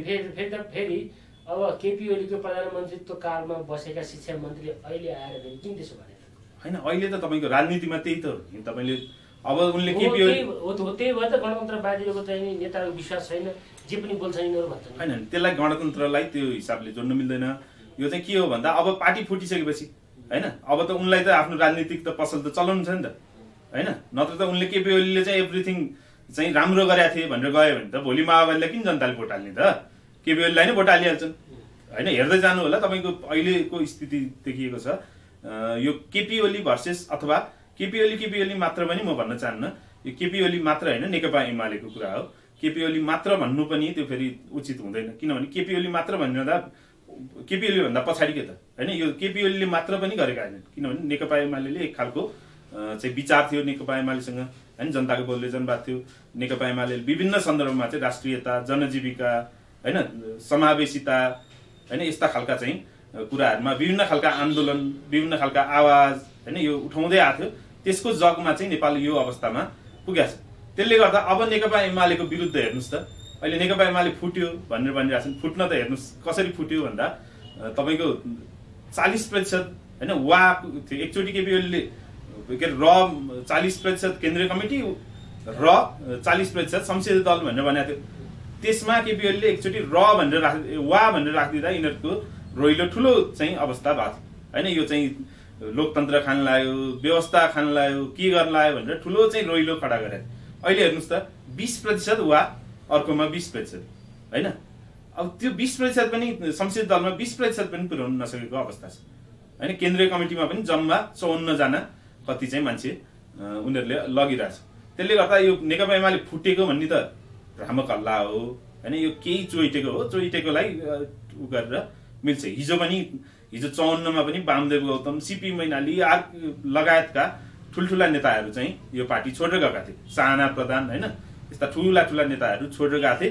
तर एमालेलाई केही सिटहरूमा धक्का लाग्यो होला। हिजो चाहिँ एमाले त्यो बेला नै 2/3 बहुमत अलमोस्ट ल्याउने अवस्था थियो। त्यसमा नेकपा एमाले अलिकति पछाडि पर्यो होला। तर हेर्नुहोस् त 58 हुँदै 54 मा गएका वामदेव गौतम त माफी मागेर यो पार्टीमा आउन बाध्य भए हैन। हिजो अशोक राई गए। अशोक राई जाँदा तपाईँले काठमाडौँमा चाहिँ काठमाडौँको सारा जनमत क्याप्चर गरेका छ भन्ने राजेन्द्र श्रेष्ठ जस्ता मान्छे गएको थिए। अशोक राई पूर्वका सारा जनमत चाहिँ क्याप्चर गरेका छ भन्ने जस्ता मान्छे गएको थिए हैन। के भयो त, एमालेलाई केही धक्का लाग्यो त? 1-2 सिटमा केही धक्का लाग्यो होला, 200-400 मत फरक होइन। त्यो चाहिँ मैले पनि एक खालको अवस्था त्यो पनि देख्छु है। यो चुनाव जित्छन् फेरि आउँछन् भन्दै गर्दाखेरि यो व्यवस्था गणतन्त्रै खारेज हुने राजधानी के अरे तपाईँको राज संस्था स्थापना हुने भनेर आइसके मान्छे त्यसमा चाहिँ अब त्यो हिसाबको अवस्था चाहिँ नहोला होइन, तर त्यसको लागि प्रयत्नहरू चाहिँ भइरहेछ। यो सारा प्रयत्न चाहिँ त्यसैको लागि, राजतन्त्रको लागि त म भन्दिनँ है, राजतन्त्रको लागि चाहिँ भन्दिनँ, तर यहाँ चाहिँ हिजो होइन राजतन्त्रको लागि त यिनीहरूले गरेकै होइन यो होइन, यिनीहरूले राजतन्त्र ल्याउनु त खोजेकै छैन। यिनीहरूले यो देशलाई चाहिँ भारतको एउटा देखिने हिसाबले आजकल औपनिवेश बनाउँदैनन् है। हिजो बेलायतले जसरी औपनिवेश बनाउँथ्यो नि त्यसरी चाहिँ आजकल औपनिवेश बनाउँदैनन्, तर इन्डाइरेक्ट रूपमा औपनिवेशहरू चाहिँ क्रिएसन हुन्छ है। त्यसरी अहिले पनि त के अरे नेपाल त अर्ध औपनिवेशिक राष्ट्रै हो होइन, अर्ध औपनिवेश त हिजो आर्थिक रूपमा राजनीतिक रूपमा सबै चाहिँ नि अब नेपाल अब इन्डियामै तपाईँको निर्भर छ, त सबैले जानेकै कुरा हो नि होइन। त्यो के फरक भयो? निर्भर हुँदा हुँदै पनि हामी त युएनको सदस्यता त हामीले लिएकै छौँ होइन, त्यो हिसाबले गरेका छ। अथवा हामीले धेरै कुराहरूमा त हामीले आफ्नो जस्तो केपी ओलीले के अरे नाकाबन्दीमा होइन महेन्द्रले लिए, तर त्यो पनि यो त राज्य भने त तपाईँको अविच्छिन्न उत्तराधिकारी संस्था हो नि त। हिजो चाहिँ पृथ्वीनारायणले गरेर चाहिँ हामी मान्दैनौँ भन्न त मिल्दैन होइन, त्यो त बिस्तारै आइरहेछ। जस्तो तपाईँले पञ्चायतले पनि केही पनि राम्रो गरेको थिएन भन्न त मिल्दैन होइन, किनभने पञ्चायतले धेरैवटा उद्योग खडा गरेको थियो, त्यो चाहिँ गरेको थिएन भन्न मिल्दैन। तर पछि आएर त फेरि कङ्ग्रेसले के गर्यो, सारा चाहिँ प्राइभेटाइजेसनको नाममा यिनीहरूको एउटा खालको विचारै के भन्दा यो राज्यले चाहिँ केही पनि राख्नुहुन्न होइन, सारा कुरा चाहिँ बजारलाई दिनुपर्छ। अनि बजारलाई दिएपछि के हुन्छ, बजारले त नाफा खान खोज्छ, अनि जनतालाई चाहिँ कसले हेर्छ त? त्यसले गर्दा यो चाहिँ फाइदामा भएका राम्रा उद्योगहरू हरसिद्धि टायल कारखाना, इटा टायल कारखाना तपाईँ गएर हेर्न सक्नुहुन्छ है। त्यहाँ चाहिँ तपाईँको अहिले प्लटिङ गरेर खानको लागि त्यहाँ को वडा अध्यक्ष छन्, कसले त्यो गराउनु खोजिरहेछ है, त्यो कसले पछिल्लो समय सिफारिस दिइरहेछ त्यो हेर्न सक्नुहुन्छ। यो चाहिँ माओवादी काङ्ग्रेस लगायतका यो चाहिँ जसलाई भाग नपुगेर अस्ति छटपट्टि गरिरहेको थियो नि, यिनीहरूले चाहिँ त्यसलाई बेची खाने भाँडो होइन, राष्ट्रिय उद्योगहरूलाई बेचेर सिद्ध्याए। राष्ट्रको मामिलामा मैले अन्तिम प्रश्न गरेँ, हाम्रो समय पनि लाउँछु, मैले अन्तिम प्रश्न गरेँ, यही विचार चाहिँ राज संस्थावादी राजतन्त्रवादी जे भने पनि र केपी ओलीको चाहिँ विचार चाहिँ ठ्याक्क मिले हो यहाँनिर आएर होइन। यो राष्ट्रियताको सन्दर्भमा राष्ट्रियताको सन्दर्भमा जसले बोकेका विचारहरू पनि हामीले त्यसलाई सम्मान गर्नुपर्छ। केपी ओली तपाईँले पनि किसान शाहले केही पनि नगरेको भन्नु मिल्दैन, पञ्चायतले पनि केही पनि भन्नु मिल्दैन, महेन्द्रले नगरेको भन्नु मिल्दैन भन्नुभयो नि, त्यो नै त्यो पनि उनीहरूले चाहिँ के अरे धेरै फ्रन्टमा ल्याइरहेका छन् कि यो राजतन्त्रवादीहरूले। त्यस कारण चाहिँ तपाईँहरूको पार्टीको लाइनको विचार र अथवा त व्यक्तिगत विचार के हो र तपाईँको यो राजतन्त्रवादी विचार एक ठाउँ मिल्न आएको? यो केपी ओलीको तपाईँले पृथ्वीनारायण शाहले हाम्रो देश चाहिँ एकीकरण गरे, त्यो त तपाईँ गरे नि त, देखिएको कुरा हो नि त होइन, देखिएको कुरा हो। यो के अरे पूर्व मेचीदेखि पश्चिम महाकालीसम्म यो जुन भूभाग छ, हिजो 2200-2400 तिरुहुते तपाईँको चाहिँ के अरे राजधानी यो चाहिँ बिचको उपत्यका होइन, यो यहाँ विभिन्न खालका चाहिँ राज्यहरू खडा भएको है। त्यसलाई अरू पनि भूभागहरू चाहिँ एकीकृत गर्दै पृथ्वीनारायण शाह पछाडि राज्य लक्ष्मी शाह, त्यसपछि बहादुर शाह, त्यसपछि भीमसेन थापाहरूले चाहिँ मिलेर यो चाहिँ गर्दै आयो। त्यो चाहिँ होइन भएको छैन भन्न थाल्यो भने त यो अनि भूभाग चाहिँ कसरी आयो त भन्ने त प्रश्न उठ्छ नि त। त्यसले गर्दा राजतन्त्रले नि केही पनि गरेका थिएन, राजाहरूले यो देशमा केही पनि गरेका थिएनन्, राम्रो कामै गरेका थिएनन् भनेर मैले भन्न खोजे होइन, केपी ओलीले पनि त्यो भन्न खोजे होइन, अथवा केपी ओलीको त्यो विचार त्यहाँ गएर त्यो हुँदैन होइन, मिल्न जान्छ, किनभने मिल्न जान्छ। तर के हुन्छ भन्दा तपाईँले राजाहरूले राम्रो गर्दै आएको थिए भन्दा पनि त्यो भनिराख्दा पनि फेरि अहिलेको त 21औं शताब्दी हो नि त, यहाँ चाहिँ हामीले सामन्तवादी चाहिँ एउटा खालको संस्था चाहिँ राख्न सक्दैनौँ। फेरि त्यो हुँदा हुँदै राजाहरूले केही गरेका थिएनन् भनेर हामी भन्दैनौँ, तर त्यो हिसाबले अलिकति देशको होइन देशभक्तिपूर्ण कुराहरूमा त्यो चाहिँ मिल्न आएको हुनसक्छ। तपाईँले कतिपय हिसाबले पञ्चायतले पनि देशमा धेरै खालको विकास गरेको थियो, त्यसले गर्दा केपी ओलीका र उनीहरूका विचारहरू केही हिसाबले राष्ट्रियताको सन्दर्भमा अरूले के विचार लिन्छ, त्यो के अरे राजावादीले चाहिँ राष्ट्रियताको सन्दर्भमा राम्रो विचार लियो होइन, यो राष्ट्रियता चाहिँ प्रवर्धन गर्नुपर्छ, यो देशलाई चाहिँ बनाउनु पर्छ होइन, यो देश चाहिँ भारतले चाहिँ थिचोमिचो गर्यो त्यसको चाहिँ विरोध गर्नुपर्छ भन्यो भने यो चाहिँ के अरे राजतन्त्रवादीले भने हो, हामी चाहिँ गणतन्त्रवादी हो, अनि यिनीहरूले भनेको कुरो चाहिँ यो मान्नुहुन्न होइन, यो चाहिँ गलत कुरा हो भनेर त हामीले भन्नुहुन्न नि त। त्यो त सबैले जसले देशलाई माया गर्छ त्यो सबै हाम्रो चाहिँ मित्र शक्तिहरू उनीहरूले त्यो भन्नुन्जेलसम्म फेरि उनीहरूका अरू कुराहरूमा हामी डिफर हुन सक्छौँ, फरक मत हुन सक्छ, तर उनीहरूले देशको सन्दर्भमा राम्रो गर्ने सन्दर्भमा, जनताको जनजीविकाको सन्दर्भमा राम्रो गर्ने सन्दर्भमा राम्रा कुराहरू गर्यो भने त हामीले त्यसलाई चाहिँ किन चाहिँ छोइछिटो हैन, किन चाहिँ हामीले उनीहरूलाई चाहिँ यो तैँले भन्या भएको भएर हैन, यिनीहरूले चाहिँ उठाएको भएर यो चाहिँ हामीले मान्दिनुहुन्न भनेर भन्ने कुरो त आउँदैन। हजुर, यही कुरो चाहिँ तपाईँहरूको चाहिँ पार्टीमा चोइटिएर गएको चाहिँ माधव नेपालको गुटले चाहिँ भन्न सक्दैनन् भन्नु खोज्नुभयो होइन। उनीहरू त माधव नेपालको गुट त हेर्नुहोस् होइन, त्यो पार्टी नै होइन। मैले तपाईँलाई अघिदेखि मैले भन्दै गरेँ, उनीहरूले जाल जेल गरेर होइन, उनीहरूले किन चाहिँ यो जस्तो केपी ओलीले के भनेको थियो भन्दा अब चाहिँ यो देशमा एक खालको नराम्रो अवस्था आउँछ, यो संसदले चाहिँ अब नयाँ खालको केही कुराहरू पनि गर्न सक्दैन, त्यसले गर्दा यो संसद चाहिँ अब डिजल्भ गरेर नयाँ खालको फ्रेस म्यान्डेटमा जाउँ भनेर केपी ओलीले भन्यो नि त। आज के स्थापित हुन आयो भन्दा हेर्नुहोस् त, नयाँ सरकार बनाएको छ, 60 दिनसम्म प्रधानमन्त्री बनाउन सकेको छैन, के अरे मन्त्रीहरू बनाउन सकेको छैन। अब अदालतले नै आदेश दिएर मन्त्री बनाउनु पर्ने हो नि त, त्यो फरक कुरा हो। त्यसपछि संसद बन्द गरेको छ। हिजो केपी ओलीले के भन्थे, संसद बन्द हो, संसद भङ्ग गर्यो भनेर भन्थे नि होइन। आज संसद बन्द गरेर यो चाहिँ सिधै एमालेलाई चाहिँ टार्गेट गरेर अध्यादेश ल्याएर पार्टी फुटाउने कामहरू गरेको छ। पार्टी केही हिसाबले चोइटाछ, झन्डै झन्डै त्यो चाहिँ चन्द्रगिरीमा लगेर मान्छे नराखे पनि नथुन्या भए चाहिँ त्यो 20% पनि पुग्दैन। तपाईँले हेर्न सक्नुहुन्छ, त्यो 20% पनि नपुग्ने स्थिति भएर केबल कार चढेर त मान्छे तल झर्न सक्दैन भनेर लगेर चन्द्रगिरीको डाँडामा लगेर पार्टी चाहिँ यिनीहरूले बनाउने काम गरे। यिनीहरू त नेपालको राष्ट्रियता, नेपालको धर्म संस्कृति, नेपालको जनजीविका, नेपालको चाहिँ नेपाली जनताको सुख समृद्धि त्यसको चाहिँ विरुद्ध लागेका जमातहरू हुन् होइन। माधव नेपाल भन्नुहुन्छ, झलनाथ खनाल भन्नुहुन्छ, जो भन्नुहुन्छ यिनीहरू चाहिँ वामदेव गौतम यो चाहिँ नेकपाको चाहिँ फुटाउनलाई सुरुवात गर्ने को त। हिजो चाहिँ काठमाडौँ 7 नम्बरबाट तपाईँको प्रचण्ड केपी ओली चाहिँ यहाँ नभएको बेला होइन, त्यो गरेर प्रचण्डलाई लगाएर त्यहाँ चाहिँ आफ्नै सांसदलाई राजीनामा गर्न लाउने जस्ता कुराहरू गरेर यो पार्टी बिगार्ने होइन, यो चाहिँ कम्युनिस्ट आन्दोलन कमजोर बनाउनेमा त सबभन्दा पहिलो 1 नम्बरमा त यो ढुलमुले चरित्र होइन, यो चाहिँ कहाँबाट के आइहाल्छ, प्रधानमन्त्री कसरी बनिहाल्नु पाइन्छ भन्ने त वामदेव गौतम नै सबैभन्दा अगाडि। तपाईँको प्रचण्ड, शेरबहादुर देउवा, वामदेव, बाबुराम भट्टराई, के अरे यो तपाईँको मधेसको चाहिँ उपेन्द्र यादव होइन, यी सबै राष्ट्रद्रोही हुन्, राष्ट्रघाती हुन्। यिनीहरू राष्ट्रको समृद्धि चाहँदैन, यिनीहरू कोही पनि राष्ट्रको समृद्धि चाहने खालका नेताहरू होइनन्। यिनीहरू चाहिँ अहिले नेपाललाई चाहिँ विदेशीको इसारा नेपाल बनिहाल्छ कि होइन, नेपालमा केही नयाँ भइहाल्छ कि, नेपाली जनताको सुख समृद्धि चाहिँ भइहाल्छ कि, नेपालको राष्ट्रियता प्रवर्धन भइहाल्छ कि भन्ने कुराले यिनीहरूलाई रातभरि निन्द्रा लाग्दैन।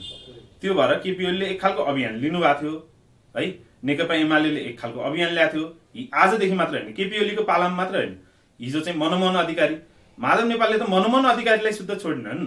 माधव नेपालले के भनेका छन् भन्दा यो मनमोहन अधिकारीले केही पनि गरे होइन, मैले मात्र गरे हो भनेर माधव नेपालले त्यो बेला पनि भनेका छन्। तपाईँले सम्झिनुहुन्छ कि सम्झिनुहुन्न, पहिलो चाहिँ सरकारमा केपी ओलीको हाई भइरहँदा, उनले नाकाबन्दीको सामना गरिरहँदा माधव नेपालले उनले सरकार छोड्दै गर्दा रोस्टममा उभिएर के भनेका छन् भन्दा यो चाहिँ नेकपा एमालेको सरकार थिएन, यो गुटको सरकार थियो भनेर त्यो बेला भनेका छन्। र मेरो चाहिँ टङ स्लिप भयो भनेर उनले माफी मागेका छन्। यस्ता टङ स्लिप त उनको हजारौं चोटि भइसकेका छ।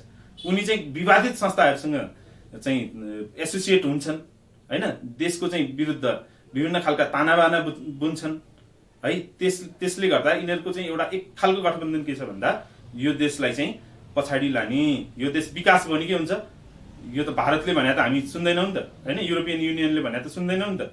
अनि चीनलाई चाहिँ घेर्ने, यहाँ चाहिँ एउटा खालको अनरेस्ट पैदा गर्ने, त्यसपछि यहाँलाई चाहिँ नेपालको भूमि प्रयोग गरेर चीनलाई चाहिँ घेर्ने। किनभने चीन त उदयमान शक्तिको रूपमा यो विश्वमा आइरहेछ। आज अमेरिका भन्दा पनि माथि चाहिँ चीन अगाडि बढिरहेछ होइन। अमेरिकाको एकजनाले भन्थे अमेरिकाको अर्थतन्त्र चाहिँ के अरे युद्धमा जोडिया छ अरे होइन, युद्धले टिका छ अरे।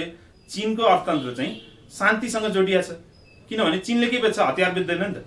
अमेरिकाले हतियार बेचेर आफ्नो अर्थतन्त्र चलाइरहेछ, चीनले के गर्छ, वार इकोनोमी। तपाईँले वार इकोनोमी हो उसको। चीनले आज तपाईँको लुगा बेच्छ, त्यस्तै पर्यो भने हामीलाई भोटो दिन्छ होइन, जनाई बनाएर दिन्छ, तर उसले हतियार त दिएर यहाँ लडाइँ त गर भनेर पठाउँदैन। त्यसले गर्दा चीनको चाहिँ यो एक खालको जुन अगाडि आइरहेछ चीन विश्वमा चाहिँ, अब उसले प्रभुत्व चाहिँ प्रभुत्व लिने होइन प्रभुत्व हस्तान्तरण चाहिँ अमेरिकाबाट चीनतिर हुँदैछ भन्ने यो चाहिँ एक खालका प्रतिक्रियावादीहरूलाई चाहिँ यो उनीहरूलाई राति चाहिँ निन्द्रा लागेको छैन। त्यो भएर कम्युनिस्टका आचरणमा कम्युनिस्टको चाहिँ एउटा खोल ओढेर हिजो पनि प्रचण्ड के थियो भारतमै बसेर उनलाई पहिलोचोटि चाहिँ टेलिभिजनमा बोलाएर तपाईँलाई कुन फिल्म राम्रो लाग्छ भन्दा भारतीय च्यानलहरूको नाम भने उनले होइन भारतीय फिल्महरूको नाम भने। त्यसले गर्दा उनी हिजो पनि भारतमै थिए होइन। उनको जनयुद्ध त भारतले नै सञ्चालित गरिदिएको जनयुद्ध हो होइन। सारा किताबहरू आइरहेछ। त्यसले गर्दा यिनीहरू सबै हिजो पनि के थियो भन्दा यो देशलाई चाहिँ अमन चयन हुन नदिने।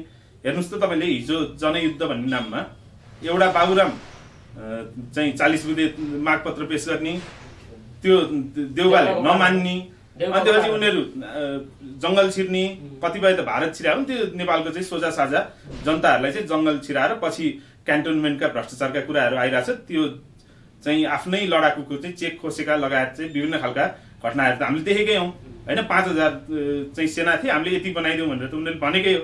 अहिले तिनीहरूको अवस्था के छ हेरौँ त हामी एकचोटि सर्वे गरौँ त। सबै चाहिँ उसमा धेरै जसो होइन चाहिँ उसमा अरबमा गएर भेडा चढाउनु चाहिँ बाध्य छन्। त्यसले गर्दा यिनीहरूले हिजो पनि मिलेर नै देशलाई 10 वर्षसम्म युद्धमा फसाएर यो अवस्थामा लिएर पुर्याए होइन। आज पनि यिनीहरूको अवस्था यही नै हो। यिनीहरूले यसै गरी चाहिँ देशलाई चाहिँ बिगार्ने अवस्थामा अगाडि लगिरहेछन्। त्यसले गर्दा यो देशको अहिले जुन गतिमा देश गइरहेछ त्यो त्यति हामीले चाहिँ स्वाभाविक खालको गति छैन होइन। त्यसलाई अलिकति हामीले बचाउन सकेन। यो ब्रेक फेल हुन लाग्यो जस्तो अवस्था छ होइन। तपाईँले भन्नुभएको कुरा मैले जोडी ब्रेक फेल हुन लाग्यो जस्तो अवस्था छ। ब्रेक फेल भयो भने त गएर कहाँ पहरोमा ठुकिन्छ अथवा भिरबाट तल जान्छ। तर यो देशमा चाहिँ फेरि एउटा चाहिँ राष्ट्रवादी होइन यो देशको एउटा कम्युनिस्ट आन्दोलनबाट खारिएर आएको होइन जनताको चाहिँ एक खालको अग्रदस्ता नेकपा एमाले जस्तो एक खालको शक्ति पनि यो देशमा छ।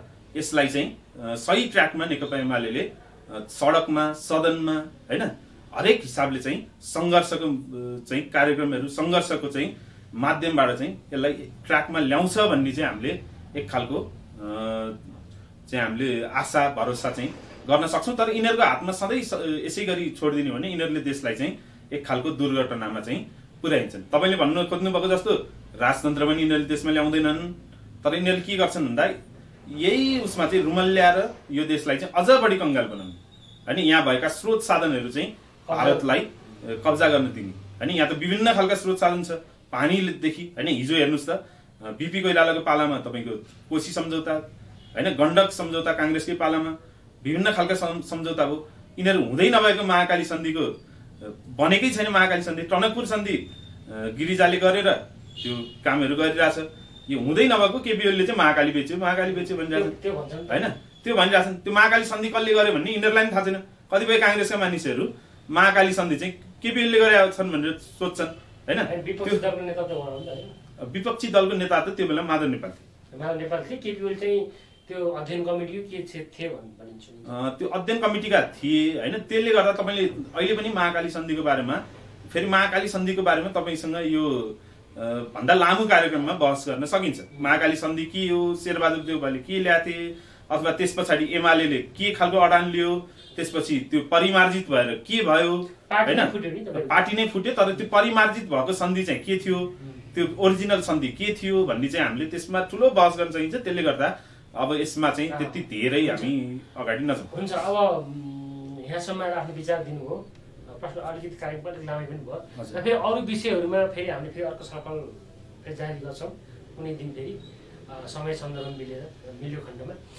यहाँसम्म आएर आफ्नो विचार दिनुभयो यहाँलाई चाहिँ विशेष धन्यवाद। हस् श्यामजी हजुरलाई पनि धन्यवाद। सँगसँगै हजुरको चाहिँ यो लोकप्रिय च्यानललाई पनि धन्यवाद दिन चाहन्छु। मेरो चाहिँ 2 शब्द मेरो चाहिँ केही भावनाहरू चाहिँ यहाँको माध्यमबाट मैले पनि नेपाली जनताहरू माझमा चाहिँ राख्न पाएँ त्यसको लागि धेरै धेरै धन्यवाद।